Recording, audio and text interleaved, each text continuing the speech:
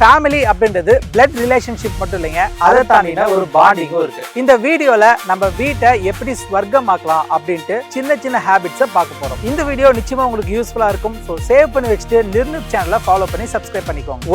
ஒருத்தர் மதிக்கணும், எப்பயுமே ஹானஸ்டா இருக்கணும், பேசுறதுக்கு முன்னாடி கேட்கணும், கேட்டாதான் ஹெல்ப் அப்படின்ட்டு நினைக்காதீங்க. ப்ளீஸ், தேங்க்யூ இப்படின்ற வார்த்தைகளை பயன்படுத்துங்க. கத்துறதும் ஏதாவது ஒரு பேர் வச்சு திட்டுறதும் அறவே இருக்கக்கூடாது. ஏதாவது ஒரு இடத்த குப்பை பண்ணிட்டோம் அப்படின்னா அதை நாமளே கிளீன் பண்ண கத்துக்கணும். தினமுமே ஃபேமிலியோட டைம் ஸ்பெண்ட் பண்ணணும். ஏதாவது தப்பு பண்ணிட்டோம் அப்படின்னா சாரி அப்படின்னு கேட்கறதுக்கு தயங்க கூடாது. ஒருத்தருடைய கனவுக்கு சப்போர்ட் பண்ணணும், சேர்ந்தே சாப்பிடணும், சாப்பிடும்போது போன் பக்கத்துல இருக்கவே கூடாது. ரெஸ்பான்சிபிலிட்டியை ஷேர் பண்ணுங்க, அன்பை அடிக்கடி வெளிக்காட்டுங்க, கைண்டாவும் அமைதியாவும் இருங்க, பர்சனல் ஸ்பேஸ்க்கு மதிப்பு கொடுங்க. ப்ராப்ளம் வந்தா அமைதியா சால்வ் பண்ணுங்க, ஒன்னா சிரிங்க, ஒருத்தருக்கு ஒருத்தர் என்கரேஜ் பண்ணுங்க. ஃபேமிலி சீக்ரெட்ஸை வெளியே சொல்லாதீங்க, ஒன்னா ப்ரே பண்ணுங்க.